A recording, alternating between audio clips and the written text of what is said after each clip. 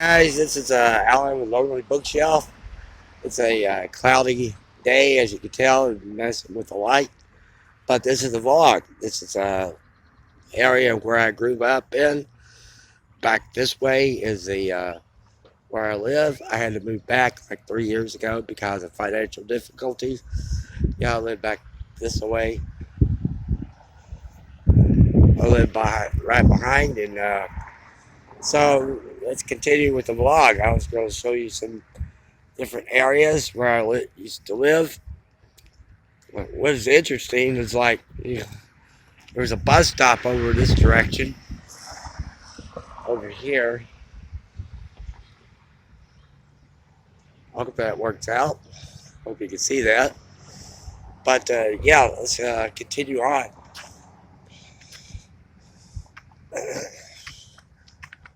Right now, I'm going past the elementary school where I went to school. My parents moved here in '66, and so yeah, I attended the grades 1 through 6, 1 through 7 at this elementary school. And tell you a little bit about it. It was called Edwin J. Keast Elementary School. And when you first walked into the school, the main part where the auditorium was, right before the auditorium, they had a 7 foot tall paper mache Indian with a complete with tomahawk and headdress. And nobody paid any attention to that. They when I left, because I go vote here, when I did vote, and they got rid of it, and they replaced it with a oil painting of Edwin J. Keast, who was a board member of the Dallas Independent School District, and yeah, he was a oil painting. He was holding a cigar that was half smoked. So yeah, and so I was a precinct chairman also of this on this district. So over this direction, see if we can see this now. Yeah, the neighborhood's really changed a lot in those 6 years. Okay, there we go. Okay, the portables were not there. Hope you can see that because of the lighting's not bad. Good. Portables were not there when I went to school. Also, that parking lot was not there when I went to school. They had actually three wings, and they have another one on the other side, which is smaller than these three. And the wings, and found this out years ago, probably a decade ago, that each wing of classes they had it was like, well, your first grade and second grade. First grade was on the other side in another separate wing, and then your second, third grade, fourth and fifth grade, sixth and seventh grade. So, second and third grade in one wing, third and fourth grade and so forth. Third and fourth grade the other wing, fifth and sixth grade the other wing. When it got to the seventh grade, some kids went to what they used to call the junior high school, which is on down the road quite a ways. And I get a better shot over here. It's so cloudy and it's not very good for showing. There we go. Yeah, there's the wings right there I was talking about. Right there. Right there and there. Yeah.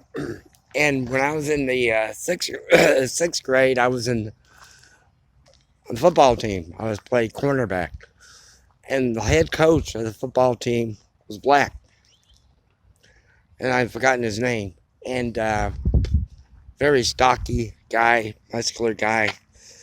And he's the first black person, African American person that we ever had at the school. There were no African American kids at the school, and that wouldn't come about until the busing and around the early part of the 70s when they had busing in school districts and moved to the different buses. I actually enjoyed going here. And another thing about the school is that the grades are alphabetical, like A, B, C, D. So you're in 2A, 2B, 2C, or 2D. And the same way with all the other grades, like, third grade's A, 3A, 3B, 3C, and 3D. Well, the reason why they have that like that is that the A and B were the smarter students. They are the C were average students, and the D were the students that kind of were falling behind, and they needed help, so they used those. Also, the I was in the C, average. Also, when I was going to school, elementary school, the classes. Let me take that back. The second grade and third grade. When you got into third grade, it's actually a repeat of the second grade. So the even numbers, you learn something new. The odd numbers, the odd numbers are a repeat of the even numbers. And that's the way the education was set up. So, it's like you're in fifth grade and you learn, something new. And when you get to sixth grade, it's a repeat of the fifth grade. And that's, American system was set up that way. And they had a gym over here where we had to do 100 sit-ups every day. In fact, I'm going to the gym. As you can see by my hoodie, I like this hoodie.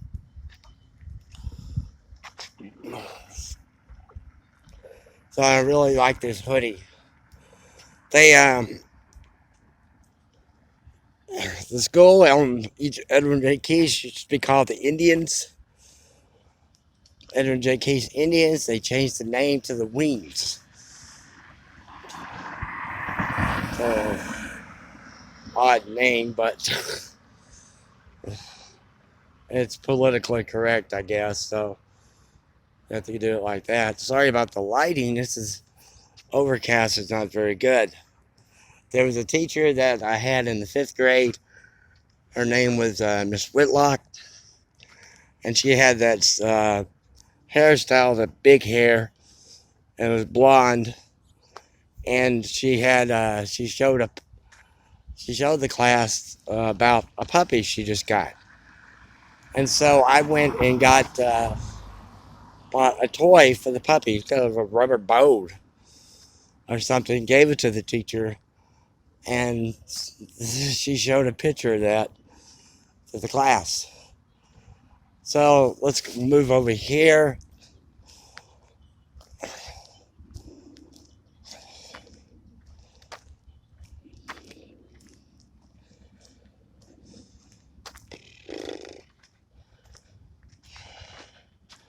This is brand new. They just put this out. This house just put this out this year.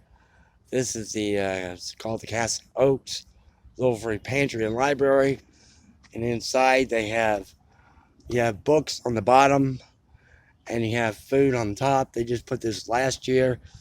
Unfortunately, there's a guy on a motorized bicycle who comes by and takes practically everything that's in there and doesn't leave much for the community. So let's move on down here. I'm heading to the park now. This is going to be the Harry Stone Recreation Center, one of the Dallas parks. It's It's a pretty big park.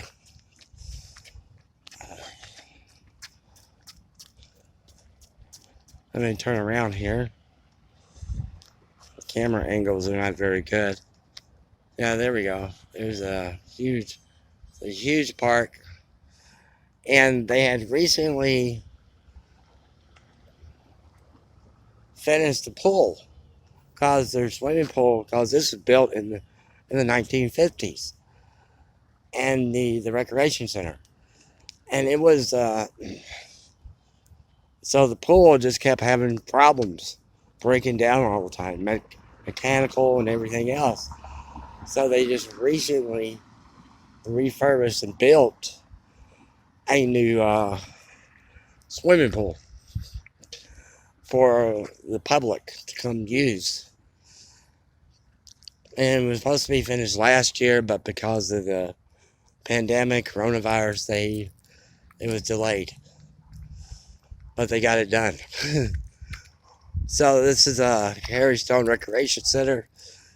It's and I played baseball over here several times with the church group, and on the baseball field, and played on the swings. We used to have swings over there. Turn around so you could see it. Maybe you could see that.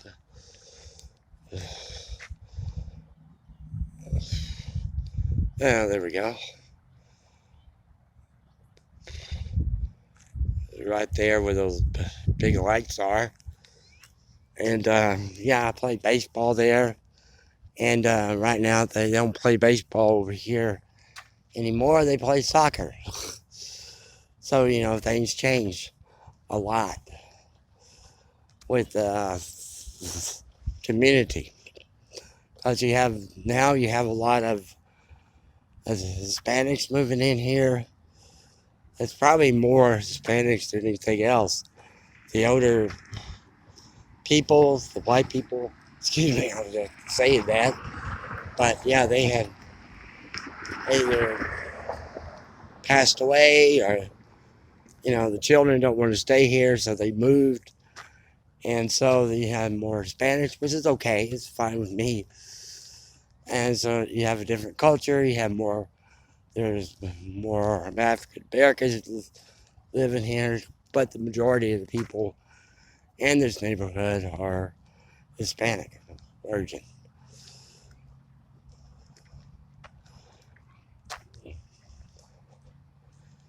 So they put a jogging trail here, and they had just recently, not when I was going here. See, there's the ball field, and yeah, I played on the church team, and we played on this field. When I was young, I used to go over here and watch the games. Other kids play. I used to get a free drink. And it was for the players, you know, the parents brought it for the players of the team.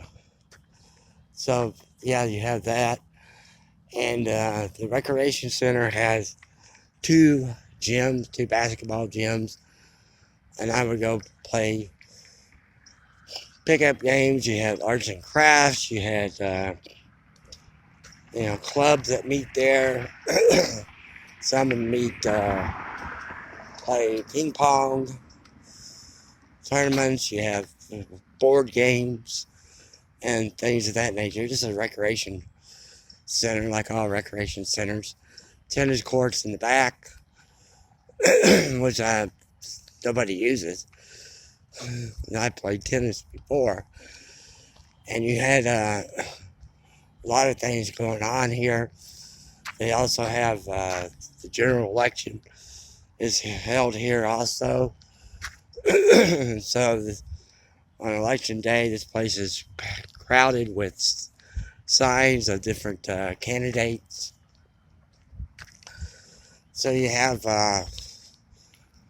yeah, there's a lot of things going on here.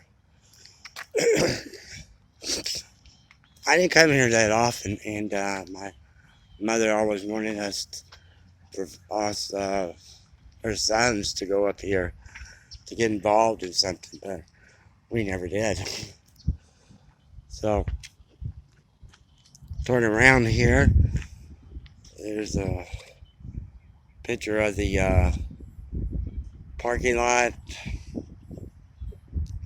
and a picture of the building. I then move over here. This is about 15 minutes now. And showing you one more thing before I sign off. This is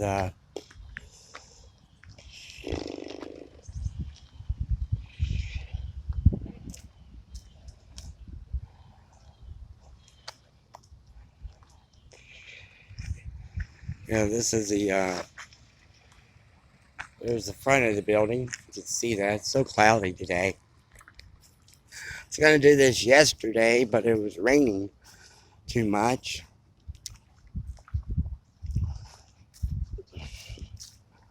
I go across the street here.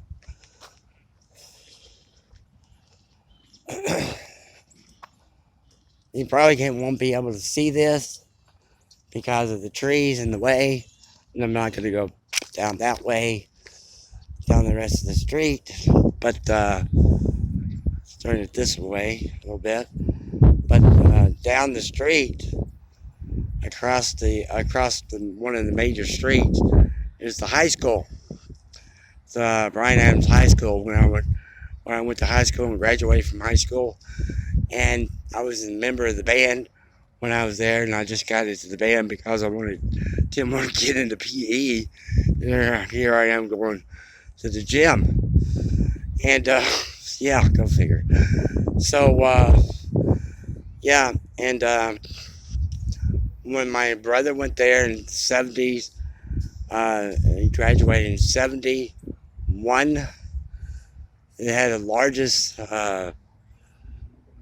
They had 1,200 people students graduate from that high school, Bryan Adams High School, and the largest graduating class in Dallas at that time. And then in next year, my other brother graduated, and it was also beat that record of like 1,400 students. But they built another high school like 10 miles from here, and it was a magnet school, and they took away a lot of the students from Bryan Adams. So when I graduated, they only had 660 students who graduated. Yeah, I was a member of the band there, and in 72, the Bryan Adams High School band played at President Nixon's inauguration. Speaking about inaugurations, yeah, they got to perform there at the inauguration during the when they had the parade of the states after the opening ceremonies of the inauguration. And I was wondering if anybody could remember their high school their song. Mine goes, "On a city's eastern border, neath the Texas sky, proudly stands our alma mater, Bryan Adams High. Forward ever be a watchword, conquer and prevail. Hail to thee, our alma mater, Bryan Adams, hail." So that's it. And well, there's one more thing. Since I walk a lot, since I walk all the time, one thing I always carry with me is a dog biscuit. And because I usually toss it over to the fence, the dogs that bark at me. And I've noticed that months later, when I walk by the same house, the dogs won't bark at me unless I give them a dog biscuit. So they know me when I go by. So that's kind of funny. So I thought I'd give you this vlog, and I hope you enjoyed it. And of course, sorry about the lighting. And well, take care, and fuck out.